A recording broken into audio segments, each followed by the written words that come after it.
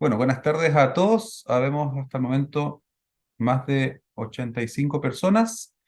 Les doy la bienvenida a todos para esta actividad educativa. Mi nombre es Gerardo Morales, soy prosecretario nacional del Colegio Médico Veterinario y esta jornada tendremos una charla informativa sobre el informe sanitario para centros de mantención temporal de mascotas y animales de compañía.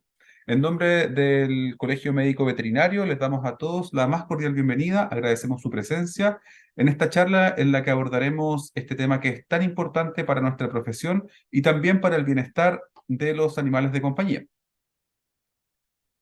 Presento entonces la expositora que va a ser la doctora Carla Barrientos Iribarren. Ella es médico veterinario de la Oficina de Zoonosis y Control de Vectores de la División de Políticas Públicas, Saludables y Promoción de la Subsecretaría de Salud Pública del Ministerio de Salud.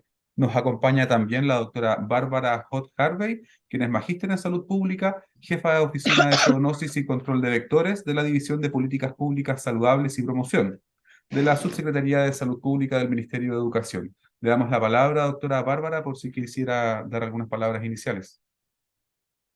Muchas gracias, Gerardo. ¿Se escucha bien? Sí, se escucha bien. Sí, gracias. Quisiera agradecer la conexión y saludarlos y saludarlas a todos los conectados. Creo muy relevante partir este día, esta actividad, haciendo una mención respecto a repasar el contexto de por qué estamos hoy día en esta actividad. La ley 21.020, que es publicada en el 2018, mandata la creación de un registro nacional de centros de mantención temporal de mascotas y de animales de compañía, donde establece que todo centro debe estar inscrito en este registro. ¿Ya? Cabe destacar también, que es una duda que permanentemente nos señalan, es que la definición de centro de mantención temporal está establecida en la ley, ¿ya? Queda establecida desde que la ley se publica. Y uno de los requisitos para la inscripción de estos centros es que cuenten todos con un informe sanitario que debe ser emitido por la autoridad sanitaria. Y este debe certificar que el establecimiento cuenta con las condiciones sanitarias necesarias para su funcionamiento. Y en este contexto, se elaboró una norma técnica que fue publicada en octubre del año pasado, en donde se estipuló cuáles son esas condiciones que deben cumplir. Ya esta norma está disponible para descargarla en el sitio del Ministerio de Salud, específicamente en aquella link que es de la Oficina de Zoonosis y Control de Vectores, y esta norma fue elaborada de manera participativa con actores claves como profesionales de zoonosis de las distintas seremis de salud, Subdere, Colmevet, facultades de veterinaria, asociación de etólogos, entre otros participantes. Y actualmente nos encontramos en un proceso de implementación de este trámite, ¿ya? Y para esto queremos ponernos a disposición como oficina y como Ministerio de Salud para entregar cualquier tipo de orientación que se vaya generando a raíz de este trámite, que evidentemente cuando se genera una implementación de un nuevo trámite surgen muchas dudas. Así que para eso estamos disponibles para esta actividad y para cualquier consulta que se vaya generando en estos trámites. Nuestros referentes de las oficinas de Ceremis regionales están atentos y con la misma disposición a atender las consultas que tengan estos centros de mantención temporal de mascotas y de animales de compañía que requieran realizar este trámite. Y ojalá de esta manera todos los centros de nuestro país puedan contar con puedan estar registrados y así dar cumplimiento a lo establecido en la ley. Y bueno, para esto, la doctora Barrientos es la encargada en nuestra oficina de la implementación hoy día de este trámite, así que ella es la que más sabe en nuestra oficina, ella tiene muy buena disposición, así que sin más la dejo a ella para que nos pueda entregar todos los antecedentes. Muchas gracias, doctora Bárbara. Previo al inicio de la charla, les comento a todos los asistentes que si alguien tiene alguna duda, la pueda dejar por escrito en el chat para la que al final sea leída y respondida. Muchas gracias y adelante, doctora Carla. Ok, gracias, muchas gracias, buenas noches ya. Voy a compartir la pantalla. Eh, Cuéntenme ahí si están viendo mi pantalla. ¿Sí? ¿Se ve bien? Sí, se ¿Me ve bien. escuchan bien también, verdad? Sí, se escucha perfecto. Súper. Bueno, voy a partir tomando un poco las palabras que decía mi jefa hace 2 segundos atrás con respecto a la disposición que tenemos como ministerio para la implementación de esta normativa, ya de la entrega del informe sanitario a los centros de mantención temporal.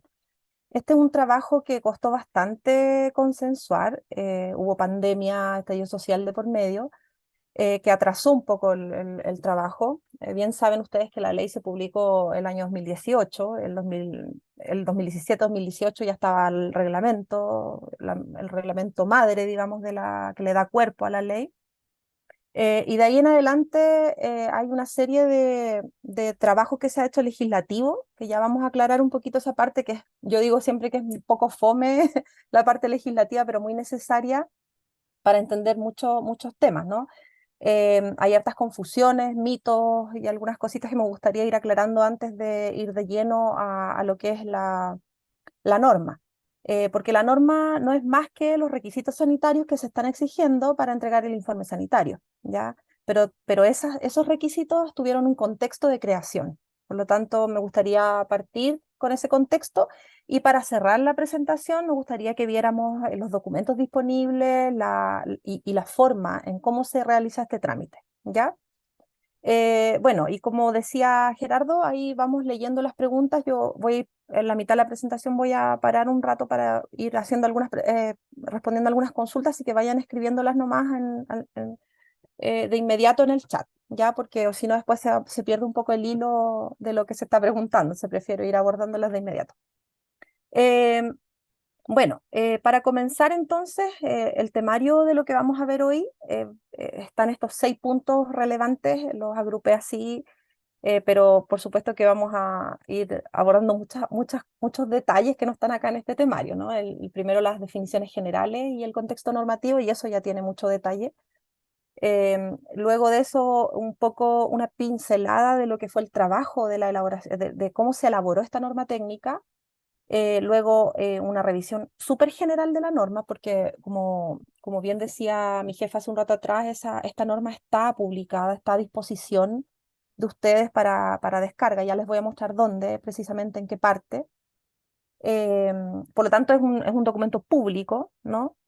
Y que ya si ustedes quisieran conocer más al detalle los requisitos que están ahí estipulados, pueden leerlo con mucha más calma, ¿no? Y ahí vamos a dejar los correos y para las consultas que estimen pertinentes ustedes o que nazcan de esta presentación. Eh, Luego de eso voy a un poco comentarles la meta del ministerio en esto y el para qué esta norma, ¿no? Además de dar respuesta a lo que estipula la ley de 21020, hay un para qué, una finalidad sanitaria de esto, ¿no? Y ese es el para dónde vamos. Y por último, una revisión del trámite llama en aspectos digitales, y ahí para eso me acompaña Gloria Alfaro, que ella también también voy a hablar por ti, Gloria, pero sé que estás ahí a disposición de los trámites que vayan ingresando, dudas que se vayan generando en este proceso de implementación que esperamos no sea tan largo tampoco, ¿no? Bueno, entonces para partir, antes que todo, me gustaría conversar con ustedes o contarles un poco lo difícil que fue la elaboración de esta norma, ¿ya? Y la principal dificultad o el principal cuello de botella que se generó es debido a la definición del centro de mantención temporal de mascotas. Porque esta definición, como ustedes ya deben saber, que está en la ley, es una definición bastante general, ¿ya? Ahí no la voy a leer, pero en el fondo es para que la tengan súper clarita. Esta presentación va a quedar a disposición también ahí del colegio para que la puedan subir, igual que la grabación de esta jornada, ¿no? Esta definición es una definición, como yo digo, mete todo en un mismo saco, ¿ya? Como diciéndolo en palabras más sencillas.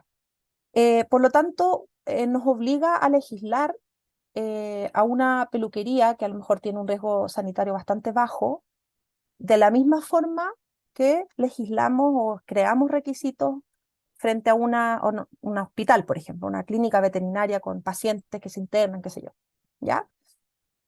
Por eso hubo un trabajo arduo en poder diferenciar estos centros, estos tipos de centros, dentro de esta gran definición que es el centro de mantención temporal de mascotas, ¿ya?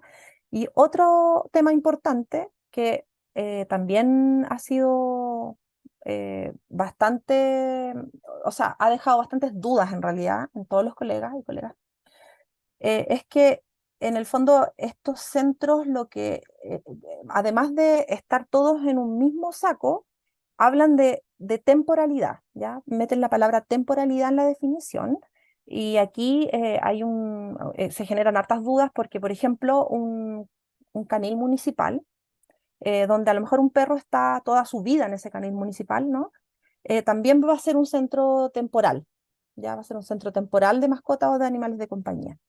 ¿Por qué? Porque el objetivo de ese centro es que ese animalito finalmente se dé en adopción o que su paso en ese centro sea temporal y que no sea su vivienda definitiva en el fondo, ¿ya? Entonces ahí también hay una gran diferencia. En una clínica veterinaria, por supuesto, que los animales pasan de manera temporal, ya sea porque están hospitalizados o se van a hacer un tratamiento X, qué sé yo, pero hay caniles o hay lugares más distintos a una clínica que el animalito está ahí mucho más tiempo, incluso toda la vida, ¿ya? Entonces ahí se generan las confusiones. Pero que quede súper claro que esos lugares también estarían dentro del concepto de centro de mantención temporal de mascotas, ¿ya? Porque el espíritu de la ley habla de que el animal en su finalidad esté ahí de forma pasajera, independiente de que después las circunstancias nos lleven a que ese perrito esté toda la vida ahí, ¿ya? Sabemos también que las tasas de adopción en animalitos adultos es súper bajita, entonces en el fondo esto es una realidad, una realidad.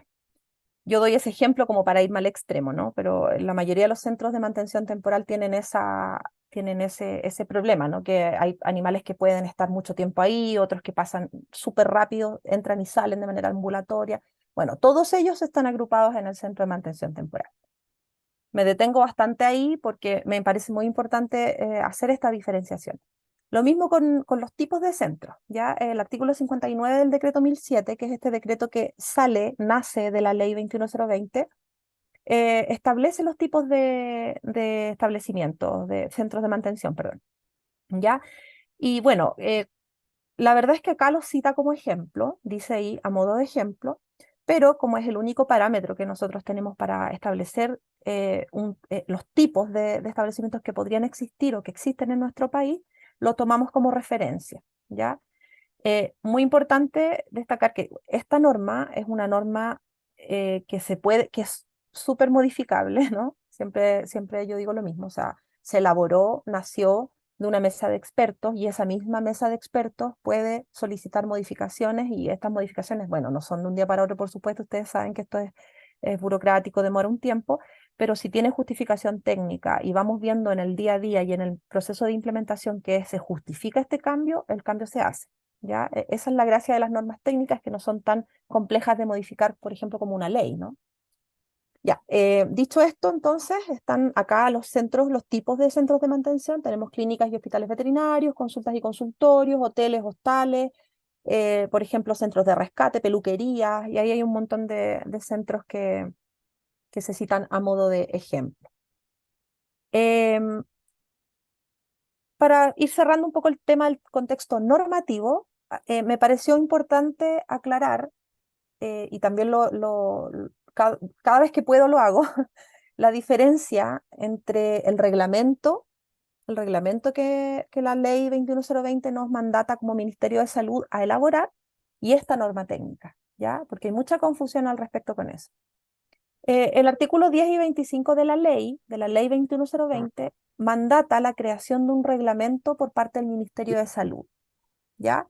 Ese reglamento, lo que pide la ley que contenga este reglamento son los requisitos sanitarios de los lugares permanentes de mascotas. Subrayo y pongo en rojo permanente, ¿ya? Es muy importante esta parte. Además de los registros de los locales de venta que también la ley mandata que este reglamento debe tener. En cambio, los artículos 4 y 23 de la ley mandatan la creación de otro reglamento, ya que es un reglamento que se elaboró desde el Ministerio del Interior, de la Subdere, pero está suscrito por el Ministerio de Salud. O sea, por lo tanto, está también firmado por el ministro de Salud de la época en donde se publicó. Y este reglamento es el que yo decía que es el reglamento madre de la ley, que le da la bajada a la ley 21020. Ya es el reglamento, es como la médula espinal de la ley. Además de eso, establece los criterios de calificación de perros potencialmente peligrosos, que ustedes ya también deben haberlo escuchado. Y este reglamento es el que en el artículo 60 establece la creación de esta norma técnica como requisito para la inscripción de los centros en el Registro Nacional de Centros de Mantención, ¿ya? O sea, la ley 21020 mandata la creación de 6 registros distintos, varios de ellos ya están actualmente funcionando, y hay uno de ellos que es el registro de centros de mantención temporal de mascotas, ¿ya? Que la finalidad es contar con un catastro de centros de mantención temporal de mascotas en nuestro país, que no lo tenemos hoy por hoy, ¿ya? Y ese registro que todavía no está operativo, que está a cargo del Ministerio del Interior, están trabajando en él, ese registro pide como requisito para su inscripción este informe sanitario que entrega la Seremi de Salud. Y el informe sanitario que entrega la Seremi de Salud se basa en esta norma técnica que se publicó en octubre del año pasado. Por lo tanto, esta norma, que lo que estipula los requisitos, pero para los centros en donde las mascotas están de manera temporal. Por eso hago la diferencia con el lugar permanente de arriba, ¿ya? Además puse pendiente en negrita rojo bien grande, porque ese reglamento del Ministerio de Salud, nos preguntan mucho por este reglamento, ha costado mucho, la verdad, siendo bien sincera, ha costado mucho sacarlo, por un tema también de que hubo pandemia entre medio y se atrasaron mucho los documentos desde la revisión en Contraloría, pero también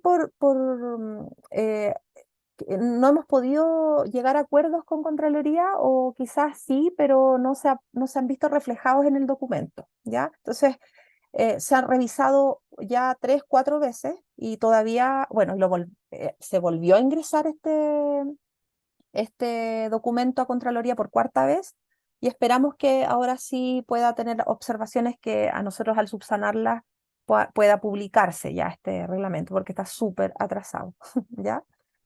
Eso, es un poco enredado, yo sé, pero me interesa que esta imagen les quede grabada. O sea, está el reglamento del MinSal que todavía no se publica y que regula los lugares permanentes, la casa particular. O sea, si yo tengo perros, me regula como la tenencia de mis perros en mi casa y cuando los saco a pasear, ¿ya? Y está el otro reglamento, que ese sí está publicado, que está elaborado por el Ministerio del Interior Subdere en conjunto con el Ministerio de Salud, y que tiene varios aspectos técnicos, y uno de ellos es la creación de estos requisitos para los centros de mantención temporal, ¿ya? Acá citar y pasar rápidamente los artículos. El artículo 60 del decreto 1007 es el que habla del requisito que pide el Registro Nacional para la inscripción del centro, que es este informe sanitario entregado por nosotros, por las Seremis de Salud de cada región, que va a certificar que el establecimiento cuenta con las condiciones sanitarias necesarias para que funcione, ¿ya? Ese es el artículo 60. También está el artículo 61, que exige o que obliga a los centros a que se inscriban en el registro nacional desde que tengan la calidad de tal, ¿ya? Y ahí también nos ha llegado harta consulta, porque hay muchos centros que se quieren adelantar a esto y ya están pidiendo. Tenemos harto informe sanitario en trámite, se ha entregado harto informe sanitario también, pese a que el registro nacional todavía no está disponible, pero ellos ya tienen ahí su informe sanitario guardado, o están en trámite, o ya conocen el proceso, como para tenerlo listo cuando les toque inscribirse en el registro nacional, ¿ya? Entonces, inscribirse en el Registro Nacional de Centros de Mantención es obligatorio por ley. y un requisito para inscribirse es contar con este informe sanitario que entrega la autoridad sanitaria. ¿Y quiénes inscriben el centro en el registro? Bueno, los dueños o administradores de los centros, y eso también está en la ley. Bueno, y aquí hay otra confusión. Me meto un poco en la pata a los caballos, pero prefiero aclarar estas cosas que generalmente, bueno, nos preguntan harto en realidad, nos llega harta pregunta de colegas a través de los medios institucionales, en el voz a voz, sobre el informe sanitario y el por qué lo solicitan, ¿ya? Porque está esto que les acabo de mencionar, que tiene que ver con la ley 21020 y el registro nacional, pero también está el informe sanitario que piden algunas municipalidades para la patente, ¿ya? Y ahí, bueno, el informe sanitario es exactamente el mismo, nosotros entregamos el mismo informe, el mismo documento, es exactamente el mismo trámite en el sistema, es todo lo mismo, pero la finalidad acá es distinta, que en el fondo es que la municipalidad pidió este informe sanitario para entregar la patente, ¿ya? Hay municipios que lo piden y hay municipios que no lo piden, ¿ya? Y eso está enmarcado en el artículo 83 y las municipalidades tienen ahí la potestad de decidir si este centro va a tener impacto en la comunidad o no, y eso, y dependiendo de eso, piden o no este informe sanitario, ¿ya? Eso está en el código sanitario, ¿ya? Para efectos de salud, nosotros entregamos el informe sanitario y ustedes ahí lo pueden ocupar tanto para la patente como para el registro nacional, ¿ya? Pero es bueno tener esta aclaración. Bueno, pasamos entonces ahora a la elaboración de la norma técnica. Ya quería contarles para transparentar también el proceso de cómo se elaboró, el atraso que tuvimos también, que mucho tiene que ver el COVID en esto, la pandemia. Primero, antes de que, cuando salió el reglamento del 2018, la ley 2017, reglamento 2018, lo primero que se hizo, porque ahí en ese reglamento se establece que nosotros tenemos que entregar el informe sanitario, lo primero que se hizo fue un documento base, digamos, la elaboración de un documento en base a revisión bibliográfica. Ahí ocupamos principalmente revisión bibliográfica internacional. ¿Ya? Hicimos este primer documento que se fue a consulta a todos los equipos regionales. Hicimos 4 jornadas macrozonales. Fuimos al territorio a hacer las consultas con los colegas de zoonosis de las Seremis de Salud, que son quienes van a fiscalizar esto, en el fondo. Hicimos este trabajo bien, bueno, hubo desacuerdos, acuerdos, como en todo trabajo, hay que ceder en algunas cosas, líneas rojas, como le llaman. Llegamos finalmente a un segundo documento. ¿Ya? Este segundo documento, ya consensuado con los equipos regionales, pasó a una revisión de organismos interesados, que principalmente está la Subdere, que la Subdere trabaja con nosotros en muchas líneas que tienen que ver con salud, que se tocan, como tangencialmente se tocan. Por ejemplo, la calificación de perros potencialmente peligrosos, la transmisión de zoonosis a través de mascotas, etc. Y ellos, el equipo de Subdere hizo una revisión, el equipo técnico de Subdere hizo una revisión, y luego de eso pasamos a una mesa de expertos. Esta mesa de expertos, el paso entre el tercer documento y el cuarto fue el que demoró. Ya ahí hubo pandemia, ahí hubo un proceso bastante lento. Yo creo que pasaron 2 años antes de que hiciéramos la consulta, casi 2 años, antes que hiciéramos la consulta de expertos. Fueron varias sesiones, no recuerdo cuántas, varias sesiones en que trabajamos con esta mesa de expertos. Esta mesa de expertos está compuesta por, puedo nombrar algunas entidades, bueno, Colmevet, que estuvo presente también, estuvo Subdere también de nuevo presente, estuvo la representación de las facultades de medicina veterinaria de las universidades en Chile, la Asociación de Etólogos, y así suma y sigue. Y luego de este cuarto ya consensuado documento, que también tengo que ser transparente y decir que costó llegar a acuerdos, pero lo logramos, llegamos finalmente a la última revisión, al último documento, una quinta versión, y ese se envió a jurídica, porque finalmente jurídica tiene la última palabra, ¿no? Porque ahí ellos revisan los aspectos normativos que no se contrapongan con la ley o que respondan a los objetivos de la ley y muchas cosas más. Se hicieron también algunas modificaciones en el lenguaje, en unas cosas bien puntuales, y luego de eso se publicó. Se publicó esta norma y aquí la tenemos, ¿no? Es la norma técnica 228, se publicó el 14 de octubre del año 2022. Y ahí en esa norma están todos los requisitos bien estipulados y son bien concretos, ya que los vamos a ver también más adelante. Bueno, no sé si hay alguna consulta hasta ahora. Prefiero que vayamos viendo las consultas relativas a lo normativo o a la parte de cómo se elabora la norma para después pasar a la revisión de la norma técnica. Sí, hay algunas consultas en el chat. Si gusta, las leo, Sí, doctora. bueno. A ver, déjeme revisar que hay algunas que están acá. Perfecto. La primera consulta la realiza Viviana Carrasco. Consulta: ¿por qué se le exige a una peluquería canina, a un centro veterinario y o a un refugio la implementación de botiquín y de sacar permiso en el SAC para la venta de medicamentos? Mira, vamos a ver más adelante, los requisitos son aplicables solamente a los centros que ejerzan esa labor, ¿ya? Eh, Igual a lo mejor ahí quizás no está bien reflejado en la norma, en el texto, pero cuando veamos el trámite van a ver que los requisitos automáticamente se despliegan para el tipo de centro, ¿ya? O sea, por ejemplo, una peluquería solamente debe cumplir requisitos generales o antecedentes solo si aplican, ¿ya?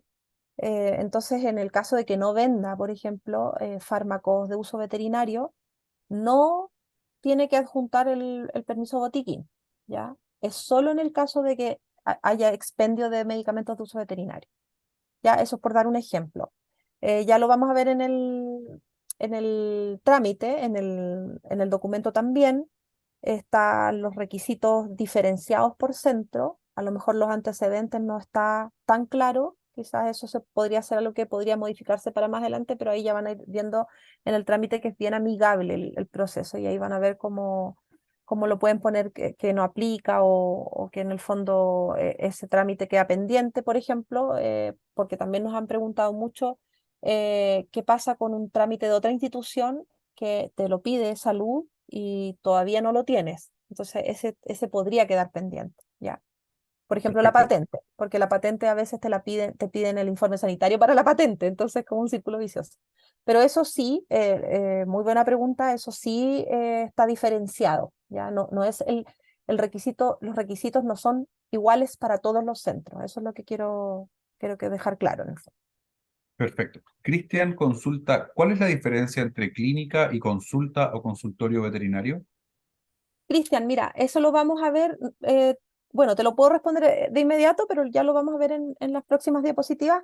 Eh, lo definimos con la mesa de expertos ahí, pues fue súper complejo también definir eso porque en el reglamento está la diferencia de los centros, pero no está la definición. Entonces, esa definición quedó en manos nuestras, ¿ya? Y la conversamos con la mesa de expertos y finalmente dejamos la diferencia de la hospitalización como tal, digamos, ya procedimientos quirúrgicos mayores que merecen o que necesitan una hospitalización son ya clínicas o hospitales veterinarios.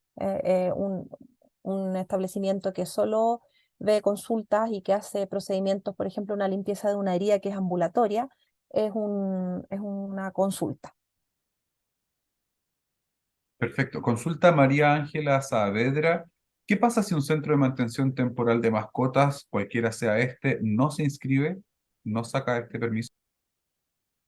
Bueno, es como preguntar qué pasa si uno no para en un disco pare, ¿no? Es como, bueno, claro, y está infringiendo la ley y en el momento de la fiscalización se generará el sumario dependiendo de quién la fiscalice, porque también esto es una ley que la fiscalizan múltiples entidades, no solo salud, sino que también las municipalidades, incluso subdere.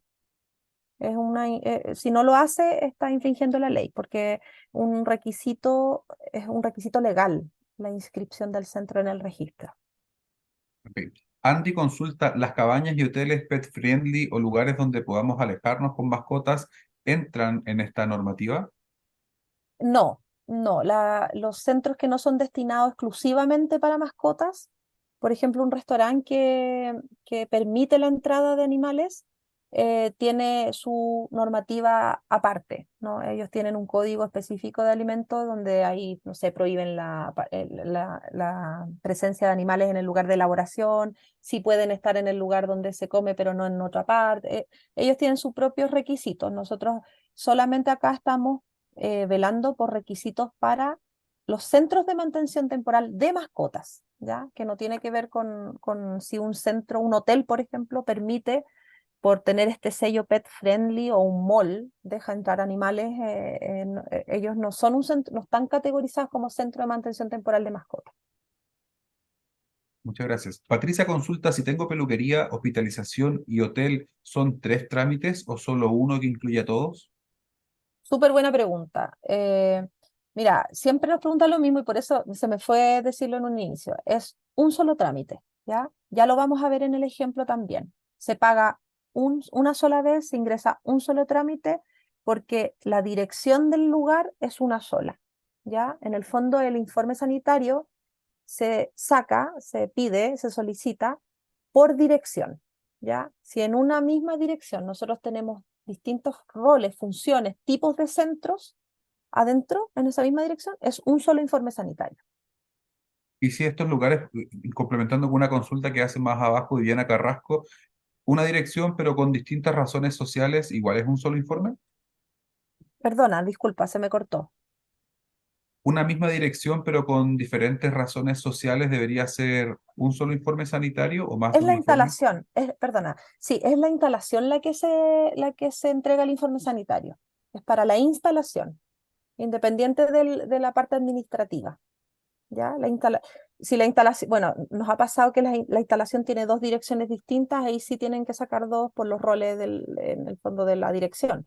Pero si la dirección, si el establecimiento tiene una sola dirección, independiente de lo administrativo, tiene que sacar un solo informe sanitario. Muchas gracias. Acá hay otra consulta de Sebastián Pinares. ¿Las escuelas de adiestramiento con internación de ejemplares entran en esta categoría? Sí, sí, de hecho están dentro de los tipos de los tipos de establecimientos que el reglamento propuso.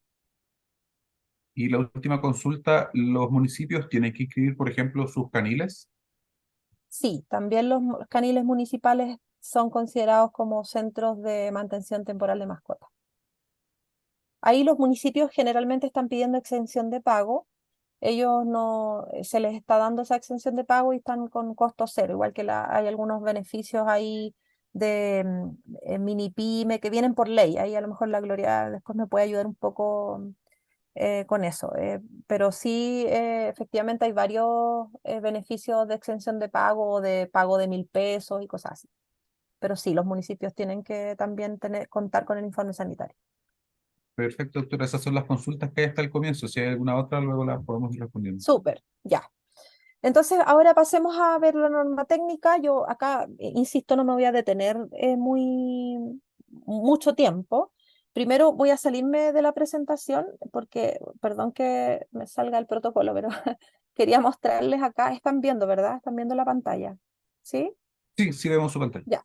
Acá está la página de la DIPOL, que es la división donde está nuestra oficina. Se las voy a dejar en el chat dipol.minsal.cl. Acá en oficinas, ustedes van a oficina de zoonosis y control de vectores, pinchan ahí y si se fijan, bueno, acá hay mucho material que ustedes ahí pueden en el fondo bucear para los que les interesa o las que les interesa este tema. Están nuestros distintos programas, acá hay algunos cursos bien interesantes y si ustedes van a tenencia responsable de mascotas y salud humana, pinchan ahí. Tenemos harto material, ya harto material acá. Y aquí, por ejemplo, está la ley, está el decreto, hay un manual. Este manual, eh, hemos hecho hartos webinars en todas las regiones, ya, bueno, en casi todas, en realidad, no en todas, pero estamos este año con una meta de hacer por lo menos un webinar por región. Nos ha ido bastante bien con las convocatorias, hay harto interés en este tema. Y después de que mostramos estos documentos, estos videos o todo el material que hay acá, nos han llegado hartas consultas con respecto al material, porque no sabían de la existencia del material. Entonces, Importante que lo conozcan, por eso yo siempre lo presento y me tomé la pausa ahora para mostrárselo. Y acá arriba, si ustedes se fijan, dice material de descarga, ¿no es cierto? Acá dice norma técnica. Entonces, si ustedes pinchan acá, está, voy a abrirlo en un enlace nuevo, está la norma técnica con todos los requisitos. Y aquí ustedes pueden ir a leerla, imprimirla, y ya tienen todo el detalle más técnico, ¿no? De la norma y de todos los requisitos que se solicitan. Está todo, todo, todo. ¿Se fijan? Son 24 páginas, tiene hartos anexos y hartas cositas ahí interesantes. Y bueno, la gran parte del documento se la llevan los centros, porque acá abajo los requisitos, como les decía, van por centro, ¿no? Además de los requisitos generales, nosotros hicimos distinción por centro. Por ejemplo, requisitos para clínicas y hospitales veterinarios, hoteles y hostales. Entonces, por eso se ve como bastante largo. Y acá está el decreto que es el decreto que publica esta norma en el fondo, que le da la validez normativa a esta norma. Ya, eso les quería mostrar. Voy a volver a la presentación. Entonces acá tenemos la norma técnica y tenemos los puntos o los títulos de la norma. Ya tenemos primero los requisitos documentales, después el segundo título habla de los requisitos generales, que eso es para todos los centros. Después vienen los requisitos específicos por centro, que era lo que les mostraba. Ya ahí esos son requisitos más acotados por centro, porque además de los generales tienen que cumplir con estos específicos. Ya hay algunos centros que no requieren, que no tienen requisitos más específicos, solo deben cumplir con los generales, como por ejemplo las peluquerías. También vienen los requisitos de los corrales. Ahí, bueno, los corrales nos referimos a como los caniles que le llamamos, nos corrigieron ahí en la mesa de expertos que el nombre correcto era corrales. Se conocen como caniles, yo hablo de caniles para que me entiendan mejor, que es el lugar donde está la mantención de los animales ya sea en el centro, ya sea clínica o donde hospitalizan al perro, por ejemplo, etc. Y luego hay tres requisitos que se piden, que ya los vamos a ver en detalle, que son procedimientos escritos por ustedes mismos, algo sencillo, contundente técnicamente, que nos describa todo lo que ustedes hacen con respecto a los desechos, cómo organizan el tema de las basuras, limpieza y desinfección, cada cuánto tiempo, con qué principio activo, tienen que tener una bitácora de alguien que limpia, por ejemplo, los mesones. Eso, tenerlo bien clarito en el procedimiento, ustedes mismos tienen que escribir lo que hacen o lo que van a hacer en caso que sea un centro nuevo. Y por último, un anexo 1, que esto ya fue solicitud de la Asociación de Etólogos, que nosotros ahí lo colocamos en las normas técnicas en general, no van sugerencias, van requisitos que se deben cumplir, pero esto lo dejamos ahí porque de cierta manera se va a difundir bastante y va a llegar a manos de hartas clínicas, y la idea es que también haya el bienestar animal, la impronta de bienestar animal, ¿no? en el manejo de los animales de estos centros. Entonces vamos viendo por partes. Yo no me voy a detener a leer, insisto, no voy a leer los requisitos. Sí voy a ir diciendo algunas cosas que me parecen importantes y que nos han preguntado harto y que son algunos mitos que me gustaría ir aclarando, ¿ya? Por ejemplo, acá el tema de los procedimientos, lo que les mencionaba recién. Tenemos tres procedimientos, les mencioné dos en la diapo anterior, el tercero es el manejo de cadáveres, ¿ya? El procedimiento de manejo de cadáveres es un procedimiento en donde ustedes describen lo que hacen con los cadáveres en caso de que el propietario no se lo quiera llevar, ¿ya? Pasa y no, es común en el fondo. Entonces es algo que nos interesa saber qué hacen con eso. Entonces ahí les damos nosotros algunas alternativas y ya se los voy a mostrar también en la plataforma. Por ejemplo, y esto es súper importante aclararlo también, el tema del médico veterinario responsable técnico del centro. Nos preguntan mucho si, por ejemplo, una peluquería tiene que tener un responsable técnico del centro.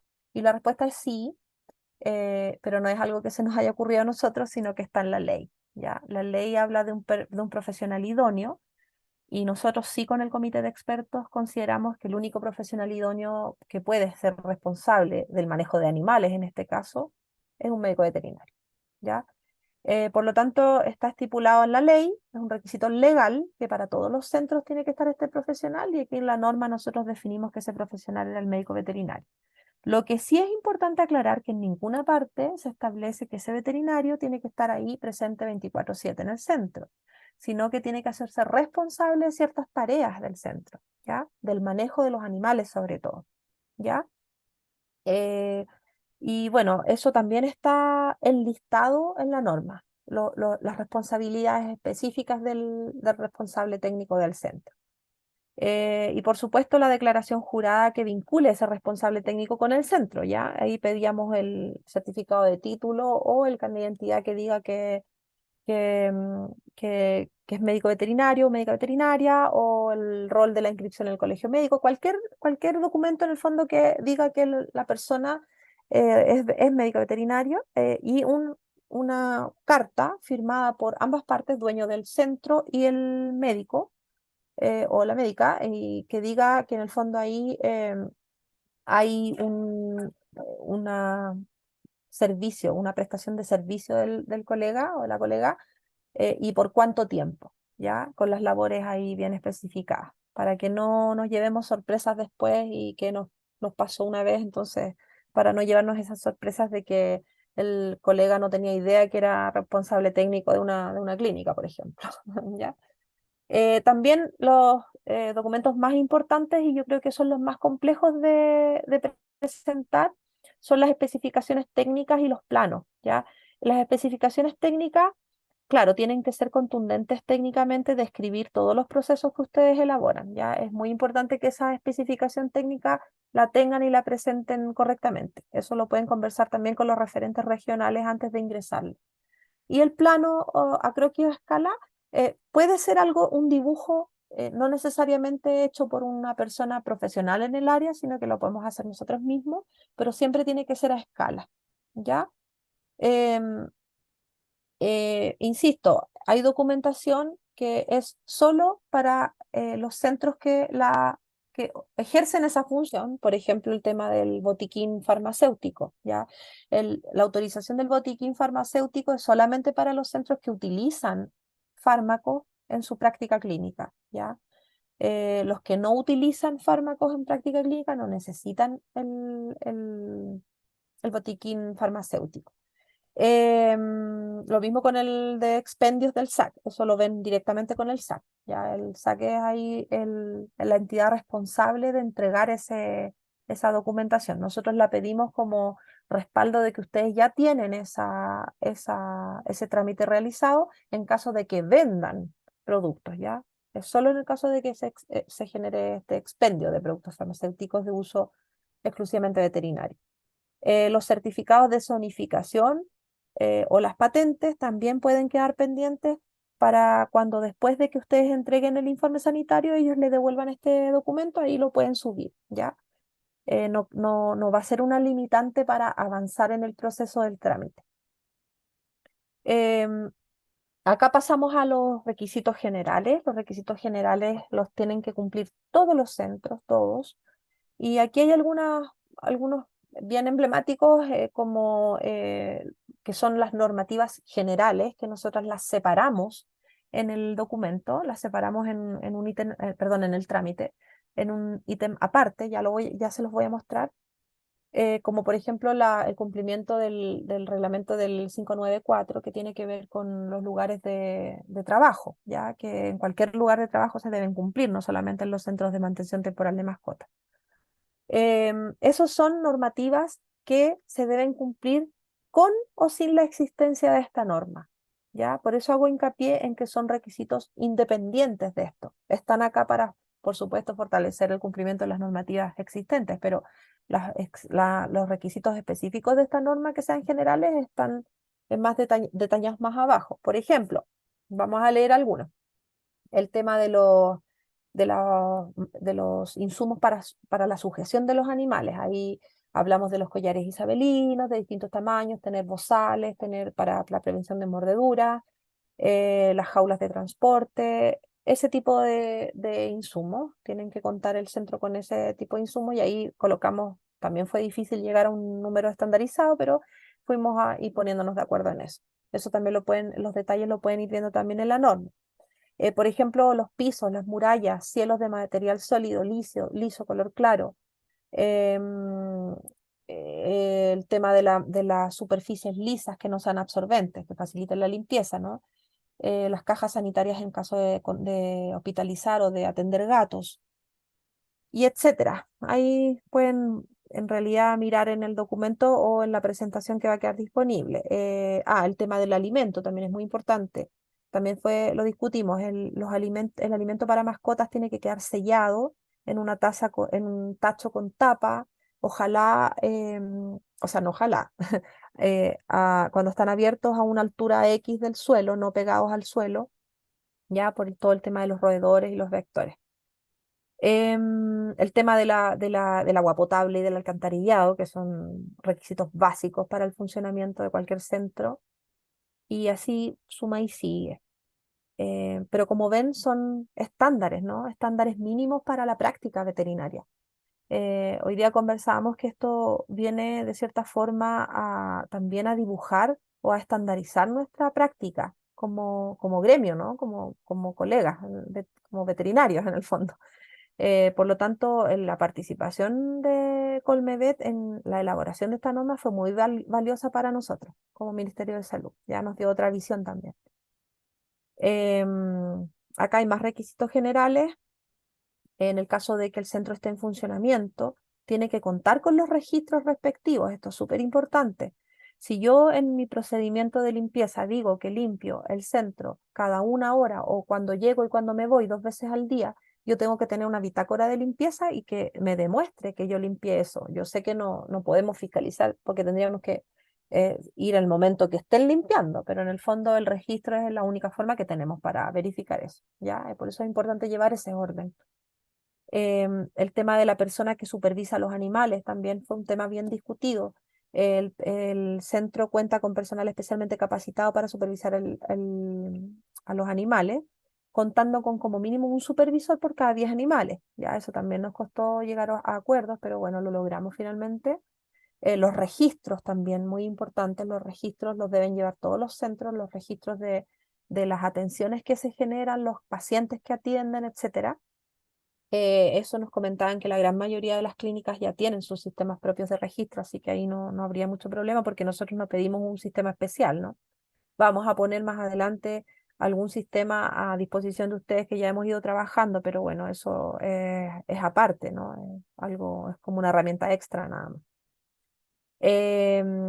Eso principalmente, para no detenerme más en esto, es un poco una pincelada a los requisitos generales que deben cumplir todos los centros de mantención.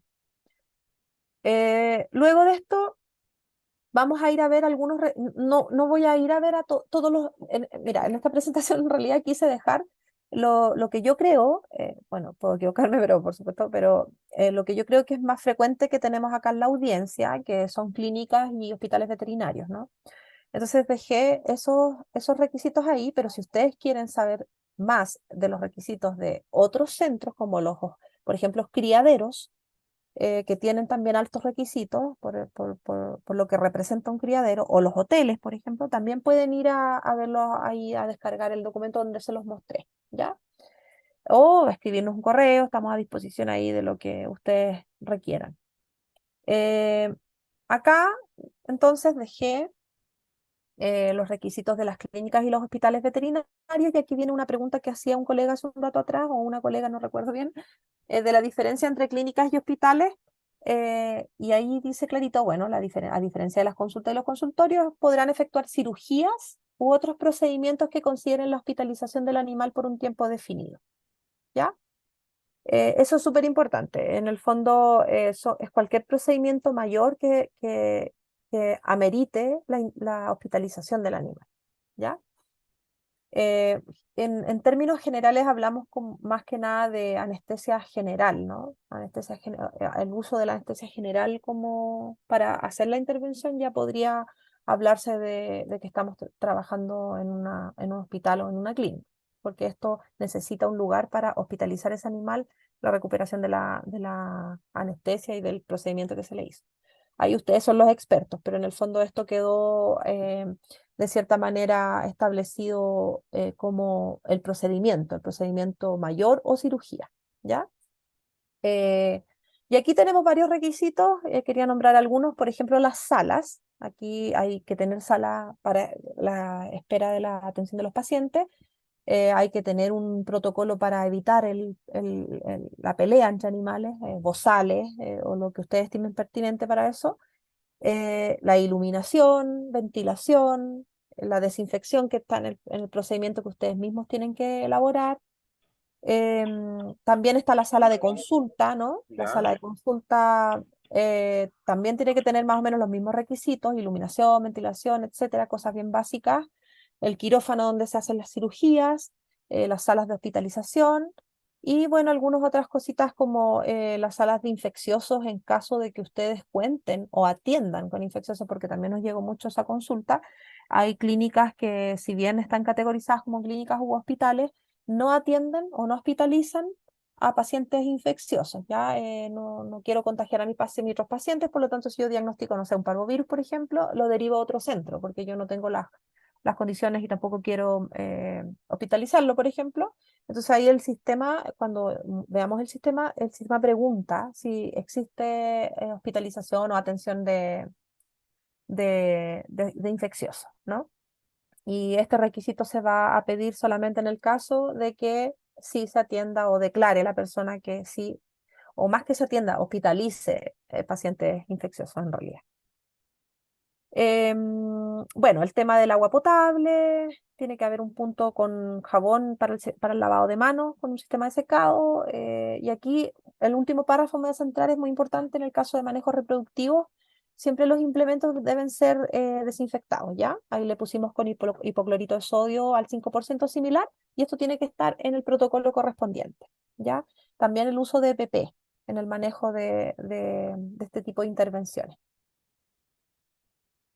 Consultas y consultorios. Consultas y consultorios, a diferencia de los hospitales, como ya dije en la diapositiva anterior, son establecimientos destinados a la atención médica de mascotas, sin considerar la intervención de la internación, perdón, del animal por un tiempo definido.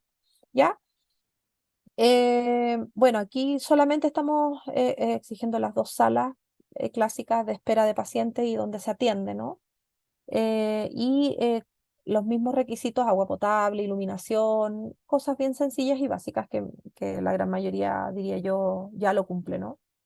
Em, el tema de la esterilización de los materiales también no lo leí en la diapositiva anterior, acá también está, si es que ocupan, por ejemplo, autoclave, también hay una normativa específica para ello, si no, no aplica nada más.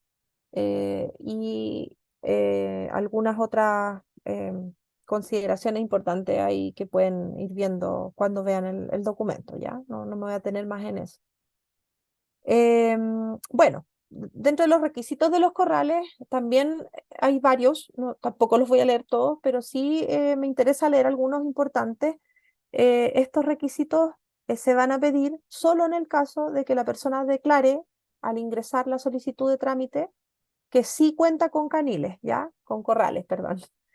Em, si yo tengo una clínica, pero no tengo un lugar, o sea, perdón, una consulta, y no tengo un lugar donde yo dejo perros ahí, sino que yo solamente atiendo ambulatoriamente, yo no necesito cumplir con estos requisitos porque no tengo un lugar donde están los animales en mantención, no tengo corrales en el fondo, ¿ya?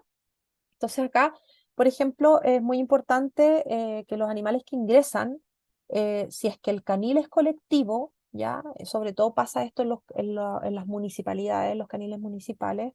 Si el canil es colectivo, se tiene que tener un registro y un protocolo de cuarentena, ¿ya? De cuarentena para mezclar a los animales y también un protocolo para el tema de la reproducción indiscriminada, ¿ya? También para el conflicto entre los animales, ¿no? Ahí cada centro va a definir cómo lo va a hacer para evitar peleas entre animales, ¿no? Y con esto que alguien entre a separarlo y lo terminen mordiendo y se generen accidentes por mordedura. El aseo de los corrales tiene que ser mínimo 2 veces al día, ¿ya? Y también el tema del piso, que bueno, por supuesto que tiene que ser lavable y todo conlleva la limpieza, ¿no? En los ciclos de alimentación también, por cada ciclo de alimentación hay limpieza, etcétera. Ventanas, enchufes protegidos, ojalá 1,5 metros desde el suelo las ventanas, o con protecciones, ¿no? Todo esto para evitar los accidentes. Eso principalmente, me interesa centrarme en esto, que es el espacio vital, en los corrales, que es un espacio vital que fue bastante discutido también, pero que finalmente llegamos a este acuerdo. Este es un espacio vital exigido por una norma internacional, donde, bueno, acá la división se hace, o la categorización se hace según el peso. Y nos costó mucho esto también, tengo que ser sincera. Tenemos el peso de animal en kilogramos hasta 20 kilos, y ahí ya el tamaño del recinto tiene que ser de 4 metros cuadrados para 2 animales. Bueno, uno o dos, pero en realidad va a ser el máximo, es el que se ocupa como referencia, ¿no? Para 2 animales. Y para los animales más grandes, que pesan más de 20 kilos, ya tienen que ser, si son 2 animales, tienen que ser más de 8, o sea, perdón, 8 metros cuadrados o más. Em, bueno, eso, creo que acá vamos a pasar a los procedimientos que pide en la norma técnica. Quiero darles una pincelada, porque el procedimiento, si bien es un procedimiento que nosotros les pedimos que ustedes describan, ¿ya? Tiene estándares mínimos que están también en la plataforma. Ya se los voy a mostrar cómo ver esos estándares mínimos. Y acá se los voy a mostrar, y están en la norma descritos también, por si los quieren leer más a profundidad. Son estos 3 procedimientos, como les comentaba: limpieza y desinfección, eliminación de residuos, manejo de cadáveres. El de limpieza y desinfección tiene algunos requisitos mínimos, ¿ya? Y esto ustedes lo pueden ver antes de escribir el procedimiento, está como anexo en la norma técnica, ¿ya? Por lo tanto, este es nuestro mínimo exigible. Si ustedes nos entregan un procedimiento que no tiene este mínimo, que no cumple con este mínimo, ese procedimiento se va a pedir modificar, ¿ya? Y aquí tenemos la frecuencia y la metodología del proceso de higienización, con un mínimo de 1 vez al día. Con un ideal de 2, ¿no? Cuando se llega y cuando se cierra, ¿no? Y cada vez que sea necesario. Ahí, como ven, estamos pidiendo un requisito bastante sencillo de cumplir: una limpieza del lugar 1 vez al día como mínimo. O sea, es lo mínimo, creo yo, ¿no? Sanitariamente hablando. Lo mismo con la frecuencia y metodología de limpieza de los corrales, que ahí hablamos de ya asearlos cada vez que sea necesario, y las 2 veces que les mencionaba. Los alimentos sobrantes en cada ciclo de alimentación tienen que ser retirados. Todo eso tiene que estar en el procedimiento de limpieza y desinfección. En el de manejo de residuos es bien largo, no lo quise poner acá, y vayan a leerlo a la norma. Ese procedimiento tiene 4 subtítulos ahí, que está el manejo de residuos sólidos domiciliarios asimilables, perdón, en donde es básicamente el tema de la doble bolsa de basura, material absorbente cuando hay percolados, un lugar apartado para la basura o exclusivo para la basura, con tacho, cosas bien sencillas que yo creo que tenemos en nuestras casas, y con mayor razón en los lugares donde atendemos a nuestros pacientes, ¿no? Lo mismo con los desechos cortopunzantes en lugares donde eviten accidentes por corte, ¿ya? Que es lo más importante en estos casos, el accidente mecánico que genera. No así en las clínicas de pacientes, de personas, que ahí hay otro tipo de riesgos, ¿no? Lo mismo con la eliminación de heces y orines, ¿no? La limpieza, la recolección cada vez que sea necesario, etcétera. Y algunas sustancias catalogadas como peligrosas, que eso ya es un párrafo cortito de la norma, que muy pocas clínicas lo han en el fondo declarado, ya que tiene que ver con algunos insumos que se usan en la anestesia, etcétera. Ahí los invito a verlo mejor para no perder tiempo en eso, y vayamos a ver el trámite. Y la de eliminación de cadáveres, y esta me quiero detener un poquito más porque nos interesa mucho, que aquí reforzar lo que ya está en algunas normativas, que es la notificación de casos sospechosos, por ejemplo, de rabia, ¿no? Muertes sospechosas sin causa aparente, cuadros neurológicos, etcétera. Ahí lo que estamos pidiendo es que cualquier enfermedad o si la muerte se da diagnosticada por cualquier enfermedad que está en la lista de las enfermedades de declaración obligatoria, el decreto 7, el veterinario responsable del centro debe notificar esa muerte a la autoridad sanitaria y tiene que ser de inmediato, ¿ya? Y ahí seguir todos los pasos que la autoridad sanitaria le diga. La disposición final del cadáver tiene que hacerse como máximo 24 horas posteriores a la muerte del animal. Eso es súper importante, ¿ya? Y ahí colocamos algunas cositas bien sencillas como la doble bolsa plástica, material absorbente, etcétera. Y tenemos aquí descrito 4 procedimientos para la eliminación de los cadáveres: la sepultación, la incineración, la donación a la ciencia y la disposición en relleno sanitario. La que más se ocupa, por lo que hemos podido conversar con hartos colegas en estas jornadas de trabajo que hemos hecho para esta norma, es la disposición en relleno sanitario y principalmente, y bueno, la sepultación, que también es un tema ahí que no tiene tantos requisitos que ustedes puedan decir que son complejos de cumplir. La incineración y la donación a la ciencia no son muy comunes. La incineración tiene un costo, ¿no? Ahí depende si es que la clínica veterinaria tenga algún convenio o el centro tenga algún convenio con la empresa que haga esta incineración. Y la donación a la ciencia, que nos gustaría igual ahí fomentar esto, porque hay muchas universidades que se interesaron en esto de la donación a la ciencia, y ahí por supuesto tiene que haber un documento, qué sé yo, que respalde la donación, etcétera. Y bueno, por último, el anexo que les comentaba, que es el anexo de los elementos de manejo y sujeción, que ahí es en la Asociación de Etólogos, que participó en la mesa de expertos, nos mandó algunas o nos sugirió incorporar algunas sugerencias, valga la redundancia, para los centros para el uso de bozales, de la traílla y de la jaula de transporte. Ahí se los dejo para que también lo lean si es que les interesa más en profundidad. Creo que eso es todo. Vamos a ver si es que hay preguntas, Gerardo. Si no, Sí, vamos directo hay, al ejercicio. Ya, súper. hay varias preguntas en el chat, Ya. las voy a ir leyendo. La primera consulta la realiza Claudio y pregunta si el responsable técnico solo puede ser médico veterinario o puede también ser un técnico veterinario.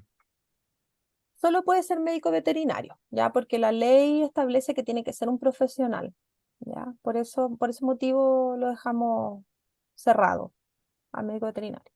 Ok, hay una segunda consulta sobre si la carta de servicio no es lo mismo que un contrato. ¿Basta con una carta? Sí, eso fue un temazo también. No es lo mismo que un contrato. Ahí la relación contractual que tenga el centro con el médico veterinario está fuera de en realidad, de nuestra ámbito de trabajo. Lo que nosotros queremos con esto es solamente certificar que efectivamente ese médico veterinario va a estar al tanto del cumplimiento de las condiciones sanitarias del centro. Ya, lo otro lo ve, por supuesto, que inspección del trabajo, y ahí es otro mundo, ¿no? Francisca Contardo nos consulta si en caso de que el dueño sea el mismo veterinario y además cuente con colegas de turno, ¿solo el director a cargo saca el permiso? Sí, sí, también nos han preguntado harto eso. Se necesita solo un representante técnico, ¿ya? Y si la persona es la misma, se puede colocar como ella misma, ¿no? Ahí no es necesario el otro documento, por supuesto. Daniela Maldonado nos consulta qué pasa con los colegas que ofrecen servicios domiciliarios con respecto a las normas y requisitos. ¿Quién es su ente fiscalizador? Mira, la verdad es que como no es un centro donde se ejerza, donde no existe una estructura que nosotros podamos fiscalizar, una estructura, digamos, un lugar que podamos fiscalizar las condiciones sanitarias de ese lugar, no nos compete la fiscalización de ese centro, ¿ya? Eso ya es una labor del médico veterinario propiamente tal. Entonces ahí no es competencia del Ministerio de Salud. Perfecto. Karina nos consulta que se había mencionado que sin el certificado de zonificación podía continuarse el trámite. ¿En qué Sí. momento debería entregarse después ¿Qué sucede si posteriormente no es favorable y eventualmente no permite el desarrollo de la actividad en ese lugar? Mira, eso nunca nos ha pasado, la verdad. Ahí tendríamos que ver caso a caso. ¿Qué pasa si es que en la zonificación te dicen que no? Nosotros lo que queremos lograr con esto de dejar algunos documentos pendientes es precisamente que no se entrampe el trámite, ¿no? Porque muchas veces desde los municipios nos piden, o sea, les piden a ustedes el documento nuestro y nosotros les pedimos documentos que ellos nos entregan. Entonces entramos en un círculo vicioso que digo yo que no tiene fin. Entonces ahí hay que ceder. Y ahí la Seremía de Salud, en esta etapa de implementación, decidió ceder y decir, ya, bueno, nosotros esperamos, dejamos este documento pendiente, les entregamos el informe sanitario, después la Seremía de Salud fiscaliza. Nosotros sí nos ha pasado que efectivamente hay documentos que se han atrasado más de lo que se comprometió la persona, pero nosotros sí perseguimos, no perseguimos, pero ahí insistimos bastante en la entrega del documento y ahí sí se adjunta a la carpeta, digamos, de que va a tener en la plataforma esta institución. Ahora sí, el municipio dice que no, bueno, ahí tendremos que ver con jurídica cómo trabajamos ese tema puntual, ¿ya? Pero como caso a caso, en el fondo, a eso voy, que en la generalidad no es algo que se dé. La doctora Francisca Contardo consulta que si se seguirá permitiendo vender alimento a granel. Perdona, no te escuché, se cortó. La doctora Contardo consulta si es que se permite seguir vendiendo alimento de mascotas a granel. Ah, no, eso no tiene que ver con esta norma técnica. Eso lo ve directamente el Servicio Agrícola y Ganadero. La comercialización de alimento la ve directamente el Servicio Agrícola y Ganadero. Nosotros lo que normamos es que en el centro el alimento abierto que le dé el veterinario le dé a los pacientes, no para venta, sino que a los pacientes, esté resguardado de los vectores y de cualquier atracción que pueda generar roedores, qué sé yo. Hay otra consulta. ¿La autorización de botiquín es solo para aquellos que usan fármacos de uso humano? Sí, Hay otra consulta de Eric. En el caso de mira, ahí me procesos... quiero, disculpa, Ujú, disculpa, sí. disculpa, Eric, ya vamos a tu consulta, pero me quiero detener en eso porque me parece importante aclararlo. Hay confusión con esto. El SAG, el botiquín del SAG, son dos botiquines. El botiquín del SAG está para expendio, ¿ya? El SAG no, solo la regularización que tiene para el uso de fármacos veterinarios lo hace en las fiscalizaciones rutinarias, ¿ya? No hay un documento que entregue usted puede usar fármacos de uso veterinario en su práctica clínica, no. El botiquín es para el expendio, para que ustedes les vendan a los clientes los medicamentos de uso veterinario, ¿ya? Eso por un lado. Por otro lado, si ustedes utilizan fármacos de uso humano en su práctica clínica, por supuesto que no lo van a vender porque no pueden, pero en su práctica clínica tienen que tener el botiquín humano, ¿ya? El botiquín de uso humano, en el fondo, de fármacos humanos. Y quiero también bajar ese mito de que es súper complejo el tema de los botiquines, porque estuvimos en conversaciones tanto con las unidades de farmacia, que son quienes entregan estos botiquines en el caso de medicamentos de uso humano, como con el SAC para el caso de los expendios de uso veterinario, y vimos los requisitos, vimos todos, y en general son requisitos sencillos, ¿ya? A lo mejor la burocracia es un poco compleja, como bueno, varias instituciones públicas que nos demoramos un poco en entregar los documentos por harta burocracia que tenemos en el trámite, pero finalmente no es algo tan complejo como se cree, ¿ya? Esto también lo revisamos en la mesa, lo vimos, lo conversamos. Así que eso, bajar un poco la ansiedad con eso de los botiquines, porque no es algo tan complejo de conseguir. Son cosas sencillas. Eso quiero transmitirles, que no es algo como del otro mundo, ¿no? Eso, disculpa. Ahora sí, disculpa. Ok, continúo entonces con la consulta de Eric. En el caso de procesos educativos con cachorros, no se utilizan bozales ni collares isabelinos. Si se deben cumplir estos requisitos generales, ¿debo tenerlos igual a pesar de no necesitarlos? O sea, en el caso de que no atienda a ningún perro adulto, no es necesario, sí, por una cuestión etológica. pero el centro en su procedimiento tendría que describirlo en su memoria técnica, en el fondo. Pero me parece como extraño que un centro no, porque no creo que no reciba pacientes adultos en algún momento. Entonces tiene que tener a disposición igual los bozales, aunque no los use, aunque no los necesite usar, en algún momento podría necesitar usarlos. Eso es importante, tenerlos a disposición. Eso es. Hay varias preguntas más, así que las voy a continuar leyendo. Ya, Consulta si sí. es que hay algún requisito específico para centros de mantención temporal municipal. Sí, están en la norma técnica. Si ustedes se van al apartado de caniles municipales o administrados por entes municipales, ahí van a ver los requisitos específicos. No sé si viene al caso que lo veamos ahora, pero están en esta página que les mostré. Pueden descargarlo y verlos ustedes mismos. Sí, todo tipo de centro tiene sus requisitos específicos, menos las peluquerías que no tienen ninguno. Viviana Carrasco consulta, en el caso del botiquín que necesita un director técnico, hay clínicas veterinarias que trabajan más de 45 horas a la semana. En ese caso, ¿debe haber más de un director técnico? No tiene que ver con las horas. Ya, eso sí, siempre se genera esa confusión. Qué buena consulta, porque hacen una analogía con lo que pasa en las farmacias, en los químicos farmacéuticos que tienen que estar siempre.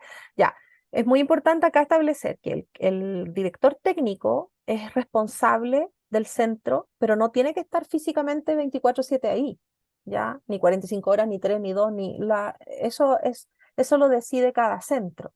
Lo importante es que ese médico veterinario se tiene que hacer cargo de los procedimientos que se hagan en esa clínica o en ese centro de mantención o los manejos que se hagan con los animales, ¿ya? Eso es súper importante. Y eso tiene que quedar plasmado en la memoria técnica y en la declaración que ustedes hacen con los dueños de las clínicas como veterinarios, ¿no? Hay tres preguntas que son bastante similares, así que las voy a leer todas de una. Consultan sobre operativos de esterilización de subdere u operativos municipales. ¿Quiénes fiscalizan si es que los lugares deben cumplir igual esta normativa o si con esta normativa se prohibirían hacer estas cirugías ambulatorias en operativos No, no, no, en no, terreno? no, por favor, no. No. Subdere tiene, bueno, otras estrategias, líneas de trabajo. Subdere tiene el objetivo principal ahí, y me consta, es el recurso destinado a esterilizaciones, ¿no? A disminuir la población canina. Ya, eso es uno de los principales objetivos del programa de tenencia responsable que lleva el Ministerio del Interior. Así que por ningún motivo esto tiene que ver una cosa, no son cosas distintas. Esos operativos en particular, que son puntuales, no es un centro que funcione constantemente, sino que es un operativo puntual en un lugar específico, se regulan o se fiscalizan a través del decreto 2, que ese sí está vigente hace varios años, ¿ya? Eso generalmente, eso le corresponde a la autoridad sanitaria. Nosotros los vamos fiscalizando frente a denuncias principalmente, ¿ya? O frente a situaciones que vayan, las mismas subdere nos vaya comunicando. Joana Olavarría consulta si el reglamento obliga a tener hospitales de pacientes infecciosos separados de no infecciosos en caso de clínicas y hospitales. Sí, no separados así como, no dice cómo, pero tienen que estar distanciados los animales no infecciosos de los infecciosos en caso de ustedes hospitalizar infecciosos, insisto. Ya, porque hay hartas clínicas que preguntaron ahí y que han preguntado en esta serie de webinars por correo, por oír, si es que necesitan tener la sala de infecciosos porque son hospital, si necesitan igual tener la sala de infecciosos aparte, siendo que no atienden animales infecciosos, o sea, no hospitalizan en realidad. Al diagnosticar un infeccioso lo mandan inmediatamente a hospitalizarse a otro centro y ahí no es necesario, ahí quiero ser bien clara, no es necesario, ¿ya? Pero si hospitalizan pacientes infecciosos, sí tienen que haber salas separadas. Constanza consulta, ¿desde cuándo comenzará a regir este reglamento o de otra forma, ¿hay alguna marcha blanca estipulada? Esto es una norma técnica, ¿ya? No es un reglamento. El reglamento, no quiero que se genere la confusión con el otro reglamento que les mostraba al principio de la presentación, ¿ya? Esta es una norma técnica que ya está en vigencia, entró en vigencia en octubre del año pasado. Sin embargo, no sé si llamarlo marcha blanca, pero estamos en un proceso de implementación bien fuerte, ¿no? Porque, como les comentaba, no sabemos, ni siquiera sabemos la cantidad de centros que tenemos ya en el país. Tenemos algunos catastros a través de los centros que expenden medicamentos de uso Ahí prendió. veterinario. Está Tenemos cerquita la leña. algunas municipalidades, por ejemplo, que nos entregan base de datos de patentes, pero no sabemos si cerró o no, si sigue vigente. Entonces, hay como entidades, no está sistematizado esto, entonces recién estamos empezando con este catastro, por lo tanto, no es que vayamos a salir a fiscalizar si se cumplen todos los requisitos de la norma técnica, sino que estamos en un proceso de implementación en donde queremos primero que todo dar a conocer la norma, salvar dudas, hacer un acompañamiento para que ustedes puedan obtener este informe sanitario y luego de eso vamos a tener un plan de fiscalización con enfoque de riesgo. No me atrevo a decir un tiempo porque va a depender de la adherencia que tengan los centros a las solicitudes de informe sanitario. Pero recuerden siempre que este informe sanitario está enmarcado en la ley 21020 y que se solicita para la inscripción en el Registro Nacional de Centros de Mantención y la inscripción en el Registro Nacional es obligatoria por ley, ¿ya? Acá hay una consulta de Silvia, quien indica que los centros deberán mantener registro sanitario de los animales que ingresan y se quedan por un tiempo prolongado. ¿Qué se entiende por tiempo prolongado? ¿Está definido de forma objetiva? Por otra parte, indica que el registro debe indicar vacunación y desparasitación. ¿Esto implica que la vacunación y desparasitación de los animales que permanezcan de forma prolongada es responsabilidad del centro o el registro solo debe indicar si está al día? El registro debe indicar qué procedimiento se hizo, ¿ya? No es que si la persona no lleva a vacunar a su perro no va a ser responsabilidad del centro, por supuesto, ¿ya? Pero sí debemos tener un listado de los procedimientos médicos que se le hacen al paciente. Es como la ficha clínica del paciente que tienen casi todas las clínicas, ¿no? Sistematizado a lo mejor ustedes usan un Excel, usan a lo mejor un sistema comprado lo que sea, ¿ya? Pero en el fondo es saber qué procedimientos médicos, vacunaciones y desparasitaciones se le hacen a esos pacientes. Y el tiempo no está definido. eh, Habíamos, en el grupo de expertos lo dejamos así, como un poco para tener la flexibilidad también, de que el centro pueda discernir de cuándo tener este registro y cuándo no, ¿ya? En procedimientos ambulatorios, por ejemplo, a lo mejor no es necesario. Ahí cada centro va a definir porque no quisimos estipularlo en días, ni en horas, ni en semanas. Es un tiempo flexible en el fondo. Perfecto. Acá hay otra consulta. Alejandro Espinosa pregunta si es que esta tabla de espacio vital se puede aplicar para animales de casas. No, no se puede aplicar para animales de casa, eso está en, eso va a estar, o sea, en realidad no va a estar, porque no sé si ustedes recuerdan lo que pasó cuando se intentó dar un metraje cuadrado para animales de casa, fue bastante bullado. Entonces ya pasa más bien por un tema más también de decisiones políticas y nosotros vamos a hacer las sugerencias técnicas correspondientes, pero este en particular habla de los centros de mantención temporal, no de los lugares de particulares, ¿ya? Nada de lo que está en la norma hace alusión a lugares particulares. Ojo, si ustedes lo quieren ocupar para extrapolar, para educar, para tener una referencia, claro, se puede, en las conversaciones cotidianas se puede hablar de esto, de este tipo de metraje, entendiendo que son animalitos, la misma especie, qué sé yo. Pero si nosotros vamos a fiscalizar eso en viviendas particulares, no. Constanza consulta si es obligación eliminar los desechos cortopunzantes con alguna empresa. Mira, la verdad es que eso también fue un tema bien conversado. Nosotros, los desechos cortopunzantes de clínicas humanas sí son obligación con empresas por el REAS, ¿no? Porque ahí hay posibilidad de transmisión de ciertas enfermedades. ¿Ya? En el caso de los perros y los gatos, la entidad o el departamento que ve este tipo de situaciones nos asesoró técnicamente y finalmente quedamos en que no es necesario, no es necesario que sea una empresa específica, pero sí es muy importante que los cortopunzantes vayan en una caja y no en una bolsa, para que no se generen este problema mecánico, ¿no? El corte de la persona que manipula la basura. ¿Qué sería lo mínimo sugerido para la eliminación del desecho cortopunzante? Pregunta otra persona.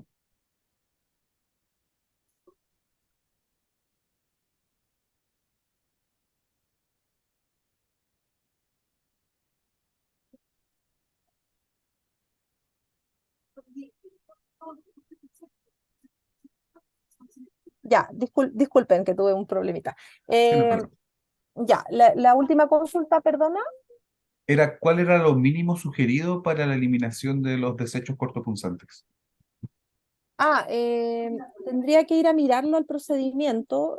Preferiría que lo mirara la persona que lo está consultando, porque la verdad es que de lo que recuerdo ahora es el tema de que sea una caja segura, ¿no? Que no permita este problema mecánico en el fondo del corte. Eso es lo principal en los cortopunzantes.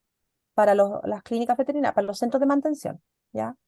Para lo humano es otra cosa, por favor no se confundan con eso porque es muy importante dejarlo claro. El humano sí o sí tiene que ir bajo normativa especial.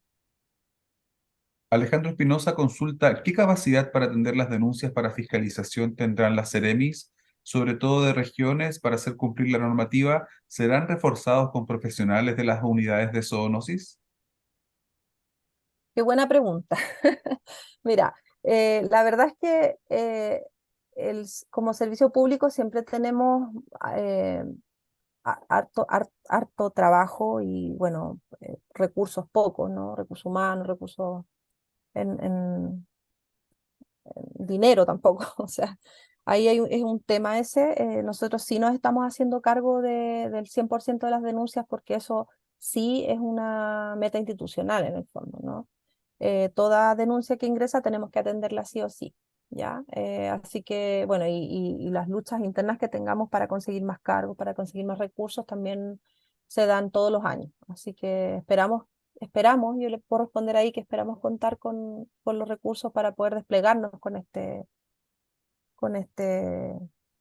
con todo este proceso de implementación y después con el proceso de fiscalización que se viene, porque esto no termina acá, está recién empezando, ¿no? Es como vamos a tener, por ejemplo, no sé, 10.000, estoy tirando un número al aire, 10.000 informes sanitarios entregados a todo Chile, después vamos a tener que hacer una priorización por riesgo para ir a fiscalizar una vez al año, 2 veces al año si es que es de más riesgo, una vez cada 3 años si es que es de menos riesgo, no sé.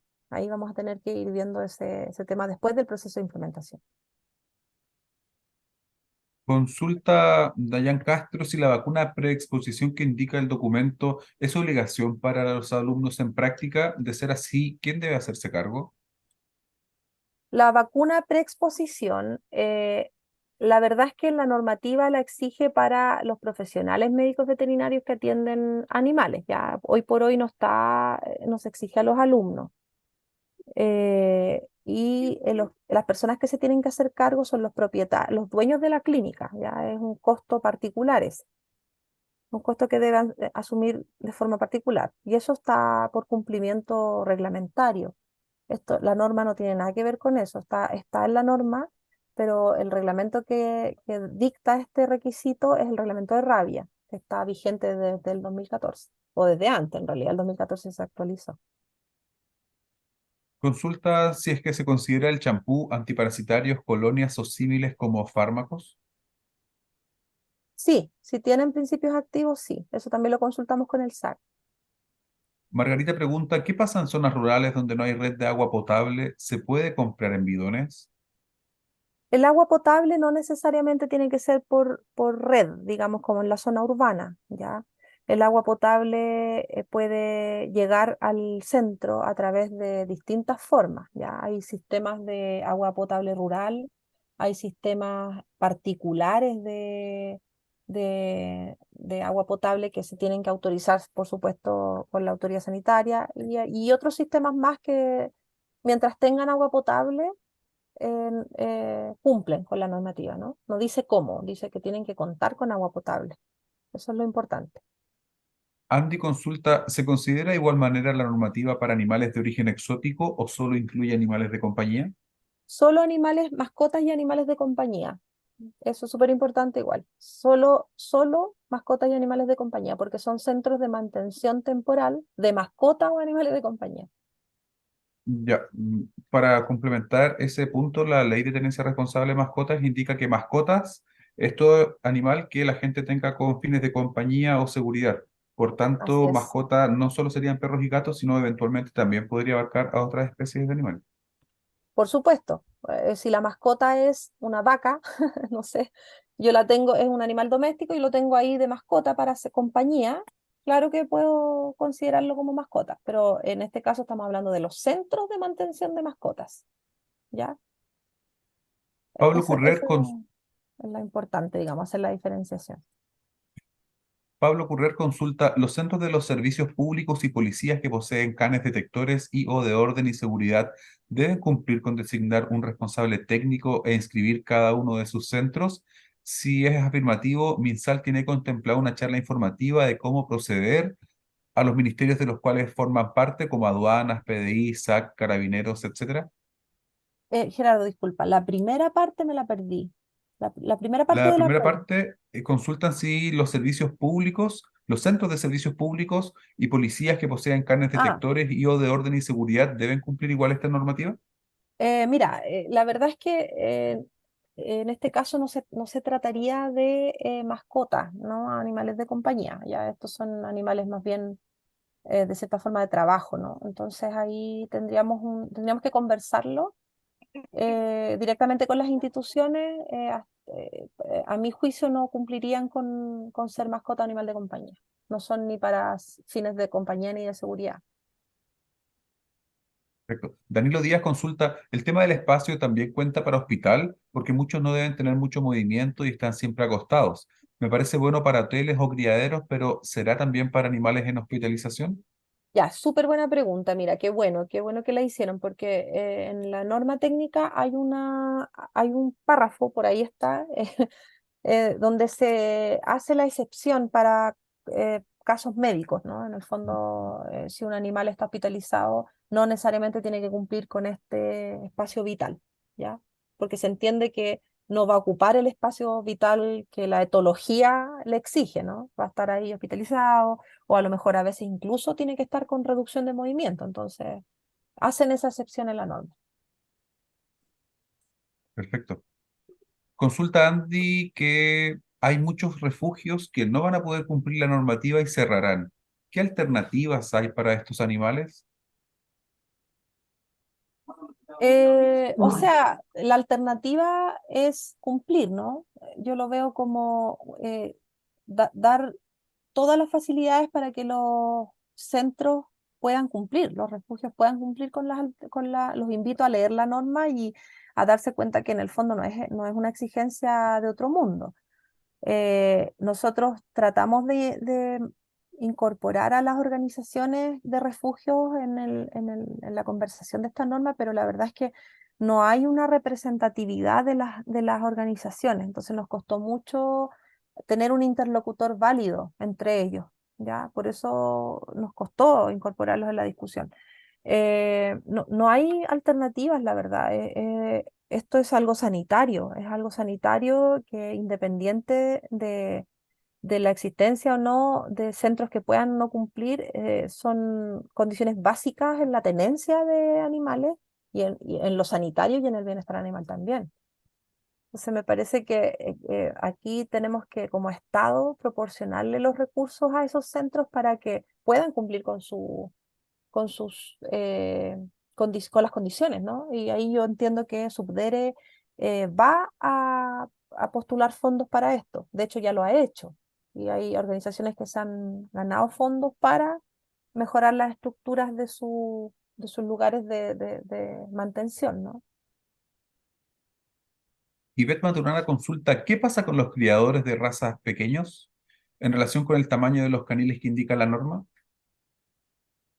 ¿Qué pasa en qué sentido? No entendí la pregunta. Y yo lo que puedo decirle a la colega o no me acuerdo el nombre, disculpa, Ivette Maturana. a Ivette, perdón. Lo que le puedo decir a Ivette ahí es que un criadero de raza pequeña o raza grande tiene que cumplir de la misma manera los mismos requisitos que necesita el criadero, ¿ya? Así que no hay diferenciación ahí, es solamente el espacio vital. En los caniles tiene que cumplir de menos de 20 kilos. Eso es como lo que podría decirle. Dayan Castro consulta, ¿las municipalidades pueden exigir que nuestros desechos sean eliminados por empresas privadas? Me imagino que se refiere a los cortopunzantes. Si las municipalidades pueden exigirlo, yo diría que no, pero eso no lo tengo tan claro. A lo mejor la municipalidad en su ordenanza podría tener depende de la MUNI, podría tener alguna exigencia que desconozco y ahí va a depender de la comuna. No me atrevo a dar esa respuesta con tanta certeza. Podríamos averiguarlo, ¿no? Averiguarlo y ponerlo a lo mejor después ahí mismo donde colguemos la presentación. Esa pregunta podría quedar pendiente. Yo creo que no. Perfecto. Hay una última consulta. Luis Valenzuela pregunta, en el caso de los galgos de pista, en caso de tener un refugio temporal, ¿cómo se verá ese tema? Por ejemplo, compiten en Santiago, se quedan 7 días en un lugar. ¿Cómo regularían eso? Aunque se queden 7 días en el lugar, tienen que tener el informe sanitario de ese lugar, porque es un centro de mantención temporal. ¿Sí? ¿Me explico? Si pasa un mes vacío, pero el lugar está destinado eh, para que estos animalitos pasen y estén unos días ahí, está dibujado para eso, tiene que tener el informe sanitario. Perfecto. Hay una última consulta. ¿Dónde se puede ir por las vacunas preexposición? Qué buena pregunta.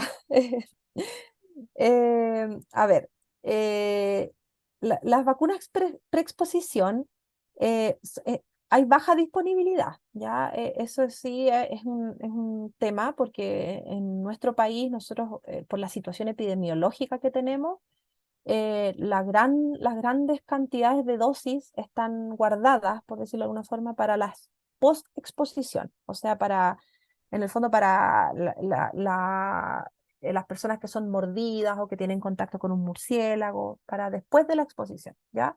Entonces, lo que nosotros siempre sugerimos y lo que se hace en la mayoría de las veces es que, bueno,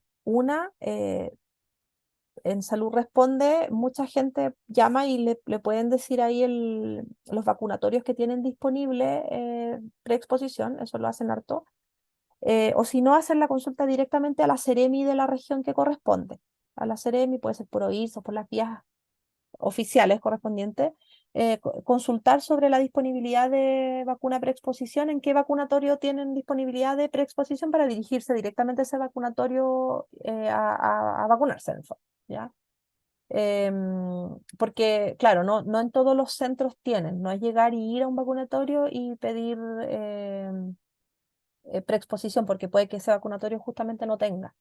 Y esas asignaciones, esas designaciones de cuántas dosis van para posexposición y preexposición las hacen los programas nacionales de inmunización en los departamentos encargados de las vacunas en el fondo, ¿ya?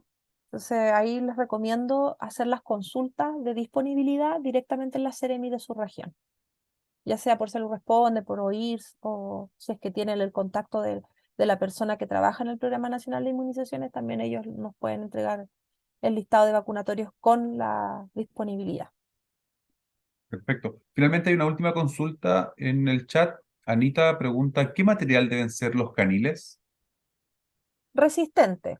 No se exige un material así como acero quirúrgico, no, eso no, pero sí pide que sea un material resistente y fácil de limpiar, ¿ya?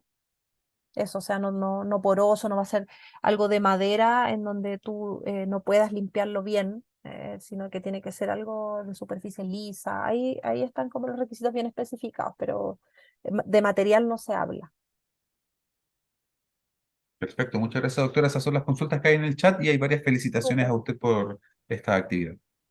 Ah, ya, muchas gracias. Sí, quería mostrarles yo sé que estamos súper en la hora, pero me gustaría mostrarles en la plataforma cómo se obtiene en el fondo o cómo se solicita el trámite. No sé si tenemos unos minutos más, Gerardo.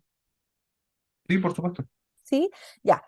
Si ingresamos acá a Seremi en línea, bueno, ahí Gloria que está conmigo está acompañándome acá, me puede ir corrigiendo si es que digo algún, algún disparate.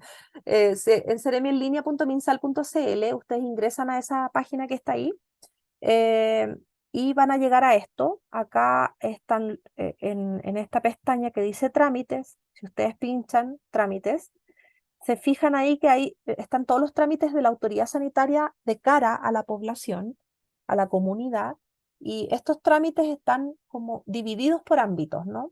Y acá nosotros tenemos nuestro ámbito, que es el informe sanitario. Entonces se fijan acá. Si yo pincho ahí, me van a aparecer los 6 informes sanitarios que la autoridad sanitaria entrega a la comunidad o a distintos centros educacionales, para locales para uso público, etcétera. Y acá en el número 5 está el informe sanitario para centros de mantención temporal de mascotas o animales de compañía. Si yo pincho ahí,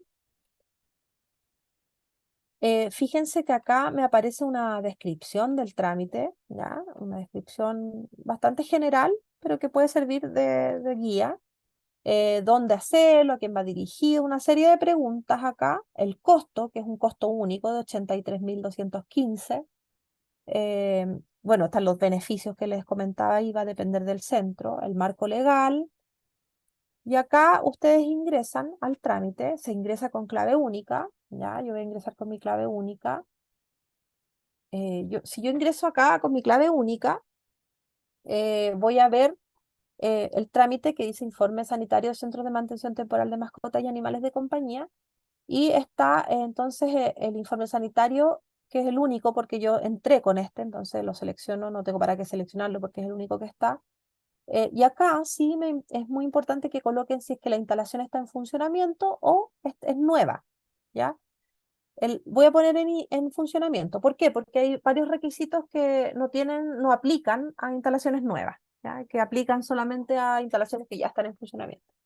Y acá, súper importante, tipo de instalación, fíjense, yo acá elijo qué tipo de centro tiene mi dirección, la dirección única a la que yo le estoy sacando ese informe sanitario. Entonces, por ejemplo, yo voy a colocar acá que tengo una clínica veterinaria, que tengo una peluquería. Y voy a colocar, por ejemplo, que también tengo un hotel. Hago esos 3 rubros en mi clínica, en mi espacio, en mi centro. Le doy guardar y aquí automáticamente se despliegan los requisitos y todo lo que tenemos que ir colocando para llenar la solicitud. Voy a saltarme esta parte. Bueno, esto es como un poco el nombre de fantasía de la clínica, RUT, del responsable técnico. Acá tiene que ser del médico veterinario responsable técnico, a eso se refiere. Los atributos, esto es súper importante. Por ejemplo, el horario de trabajo, son cositas como descripción del centro. Y acá, fíjense que nos pregunta si el centro va a contar con corrales. Yo le voy a colocar que sí, ¿ya? Y la superficie, ¿ya? ¿Para qué es la superficie? Para yo declarar después que no voy a incurrir en hacinamiento según el espacio vital que vimos en la norma técnica, este cuadrito donde decía el metraje, digamos. Entonces acá voy a colocar, por ejemplo, 30 metros cuadrados. eh, Estamos hablando no de todo el centro, sino que del lugar donde se mantienen los animales. Por ejemplo, el lugar donde están los corrales, precisamente, las salas de hospitalización, etcétera. Y acá yo le voy a colocar como una declaración. Yo estoy diciendo que el centro no incurrirá con hacinamiento. Luego de eso, me pregunta si voy a hospitalizar pacientes con enfermedades infecciosas y le voy a colocar que no. ¿Ya? Era lo que hablamos hace un ratito atrás. ¿Ya? Y después de esto vienen los requisitos generales. Aquí, para que ustedes sepan que lo pueden ver así también. Si no quieren leer la norma completa, lo pueden ver acá y hacer una simulación. Entonces acá ustedes tienen los requisitos generales y todo, y aquí el decreto que acá está en la columna de la derecha, la normativa que lo respalda. Acá abajo están los generales de otras normativas, que son los que les decía yo hace un rato, por ejemplo, el 598, perdón, el 594 de las condiciones de los lugares de trabajo, el tema de la vacunación preexposición, que son requisitos que se deben cumplir con norma o sin norma, ¿ya? Por eso están aparte. Y después vienen los requisitos específicos. Yo puse peluquería, clínica y hotel. Como la peluquería no está acá. Entonces a mí me aparece clínica y hospital y hotel. Y aquí están los requisitos de esos dos centros que yo tengo, de esos dos tipos de centros que yo tengo en mi centro. Ya, no sé si me explico. Y acá viene entonces los requisitos de los corrales, porque yo dije que tenía corrales, ¿no? Acá en estos signos de interrogación negros hay como explicaciones del requisito, para que tengan mayores antecedentes. Y acá vienen todos los antecedentes que ustedes tienen que incorporar, ¿ya? Entonces nosotros, por ejemplo, los procedimientos, aquí si yo aprieto el botón verde, me arroja un PDF donde yo explico los requisitos mínimos del procedimiento de eliminación de residuos. Y ahí yo lo puedo leer, ¿ya? Para no subir algo que finalmente no va a cumplir, para cerciorarme de que lo que yo estoy escribiendo del procedimiento sí lo van a autorizar finalmente. Eso, acá se agrega la dirección de la instalación, ¿ya? Súper importante. De hecho, es lo más importante porque el informe sanitario va a salir con esta dirección, ¿ya? Los datos ya del titular o del propietario del centro, ¿ya? Por ejemplo, si yo fuera una empresa y no fuera una persona jurídica, acá tendría identificación del representante legal. ¿Ya? Eso también es súper importante. Si ustedes son empresa y no son persona natural, tienen que hacer un paso previo que está, bueno, ahí en la página van a ver tutoriales para eso, pero es una acreditación de la persona jurídica. Por ejemplo, una municipalidad. Una municipalidad, el alcalde no va a ir a hacer el trámite, sino que le da la delegación al veterinario de ambiente, por ejemplo, o al de subdere que tiene contratado, no lo sé. Entonces, ese veterinario va a hacer el trámite acá. Y para eso tiene que haber un paso previo de autorización, ¿ya? Eso también está también en los tutoriales, ahí lo pueden ver, es bien sencillo. Se demora 24 horas, 48 horas máximo. Es rápido. Y acá, si es que tienen algún beneficio arancelario, yo le voy a poner sin beneficio y después declaro conocer y aceptar las condiciones. Y si se fijan, acá nos da un PDF con todos los requisitos y esto yo lo puedo imprimir, ¿ya? Están todos los requisitos y aquí yo guardo el trámite. Al guardar el trámite, yo voy a ir a pagarlo. Me va a dar al tiro la posibilidad de hacerlo por WebPay o bueno, voy a la bandeja y lo hago por WebPay o por papel, en el caso de que no, la mayoría lo hace por WebPay. Y ya pagado el trámite, la autoridad sanitaria tiene que revisar los antecedentes y comienza el proceso. Eso les quería mostrar. No sé si, Glorita, si tú tienes algo que decir o ya con esto podemos cerrar. Gerardo, no sé, lo dejo ahí a tu criterio. Bueno, vamos a ver si en el chat hay alguna otra consulta. ¿Hay algún mensaje por acá? Consulta a Susi Melo si soy dueña, médico veterinaria y director técnico, ¿se puede? Si soy dueña, Sí. Sí, dueña de una clínica, médico veterinario ah, y director por técnica. supuesto, sí, por supuesto que sí. ¿Cuál es el plazo para realizar la inscripción? Ya, eso es importante. No hay plazo, por ahora no estamos estableciendo un plazo, sino que ustedes ingresan la solicitud. Cuando, fíjense, hagan una simulación primero, fíjense que cumplen con los requisitos, que tienen todos los antecedentes y después pagan. Cuando ya están seguros de que está todo ok, pagan el trámite y ya eso es rápido. No sé, no tendría un plazo límite, pero a no ser que haya algún problema, eh, el proceso es relativamente rápido. Consulta Patricia, ¿cuál es? Ah, perdón. ¿El trámite debe hacerlo el dueño o puede hacerlo el director técnico? Puede hacerlo el director técnico, pero tiene que tener una autorización del dueño. Ya en el caso, lo que les decía de persona jurídica. A lo mejor Glorita ahí me puede ayudar un poquito más complementando eso. No sé si será necesario en realidad, pero no sé, Gloria, ¿qué dices tú? Porque es un proceso que se hace para varios trámites en realidad, no solamente para este, en donde una institución, una persona jurídica da autorización para hacer el trámite a una persona natural. Sí, complementando, Carlita, tiene que ver con que, sobre todo para el tema de las personas jurídicas, como a la plataforma solo se accede con clave única y las claves únicas son de personas naturales, ahí se debe generar un proceso de acreditación para esa persona jurídica. Y luego, cuando esa persona jurídica genera esa acreditación a través del representante legal. Este queda como administrador de esta sesión de la persona jurídica y él le otorga permisos a operadores. Y en este caso puede autorizar a este médico veterinario como un operador en la sesión de la persona jurídica. No sé si ahí doy cuenta de la consulta. Perfecto, sí queda bastante claro. Hay una última consulta de Susana Melo. ¿Cuánto sale aproximadamente este trámite? Sea, es un arancel único, son 83.250 pesos. Perfecto, doctora Barrientos. Esa era la última consulta que teníamos en el chat.